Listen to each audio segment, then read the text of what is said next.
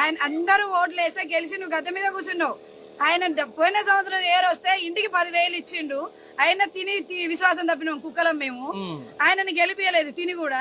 అయినా కూడా ఆయనది మర్చిపోయి నిన్న వచ్చి ఇంటికి 10,000 ఇస్తాగో. ఇప్పుడు పంచుతూరు అటు పెట్టుకోండి, మీరు కెమెరా అటు పెట్టండి, కెమెరా పెట్టండి.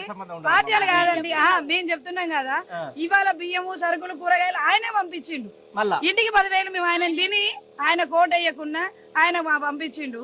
మేము నువ్వు నీ డబ్బు నువ్వు ఆయన కంటే తక్కువే ఇచ్చినావు. అయినా నీకు ఓటేసినావు, మాకు సిగ్గు లేదు కాబట్టి. అయినా నువ్వు గెలిచినావు, పండుకున్నావు.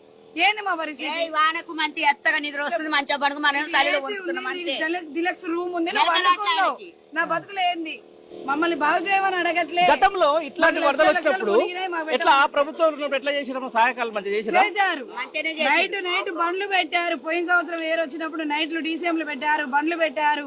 ప్రతి ఒక్కరు వచ్చారు. మా కార్పొరేటర్ కొడుకులు ఇద్దరు మడుగులో ఇక్కడ వరకు నీళ్లు వస్తుంటే తాళ్ళు పెట్టి జనాన్ని కాపాడారు. పాపం ఈ సంవత్సరం కూడా వాళ్ళు కాపాడాలనిలే. బియ్యం ఇచ్చిర్రు, 10,000 పరుపులు, చాయ్ గిన్నెలు, ప్లేట్లు, గ్లాసులు, చెమ్ములు పంచిండు ఆయన పోయిన సంవత్సరం.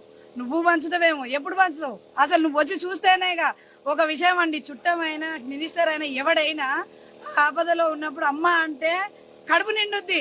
నేను దావత్ చేసిన నువ్వు వస్తే ఎంత, రాకుంటే ఎంత? చెప్పు. నాకు ఇలా ఆపద వచ్చినా నువ్వు రాకపోతే ఎందుకు నాకు?